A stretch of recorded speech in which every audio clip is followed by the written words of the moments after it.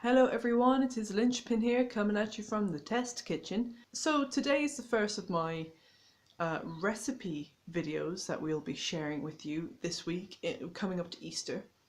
And this one is in response to a question. I get a few questions from people.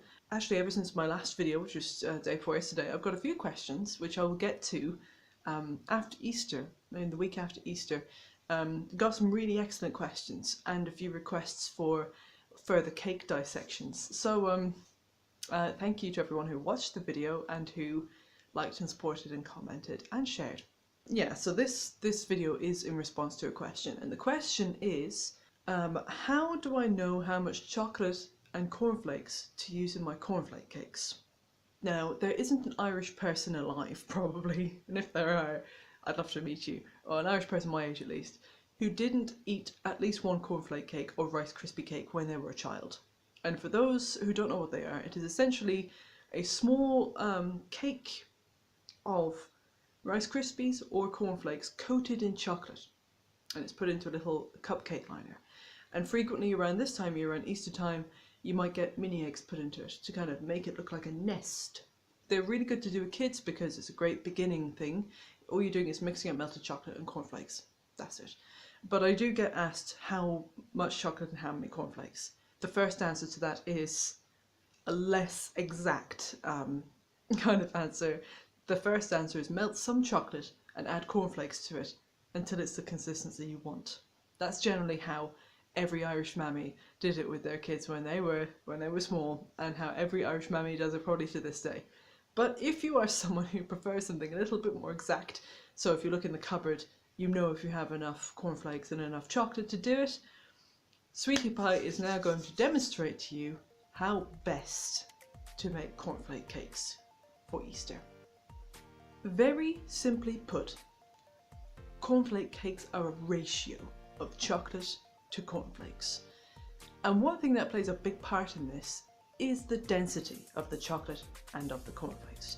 So if you weighed out an ounce of chocolate and an ounce of cornflakes, that's 30 grams of each, it will seem like there's a hell of a lot more cornflakes than there is of chocolate. And that's because chocolate is denser than cornflakes.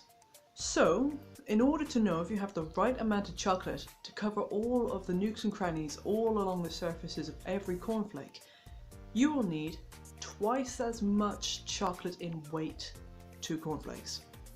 So it's a simple ratio, 2:1 chocolate to cornflakes. If you want to add a little bit of extra richness to your cornflake eggs, and if you want the chocolate to be a little bit more flowing, you can replace 1/6 of the chocolate with unsalted butter. Then you mix it all up, put them into individual cases, as much or as little as you want.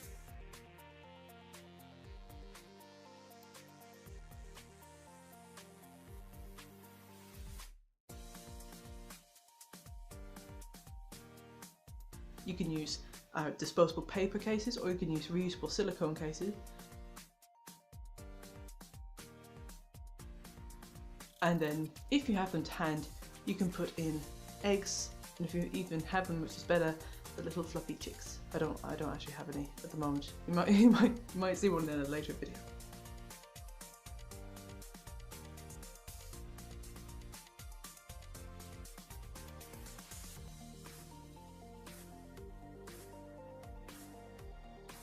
So that is how you make cornflake nests. For Good Friday, I'll be demonstrating to you how to make hot cross buns. Very, very simple.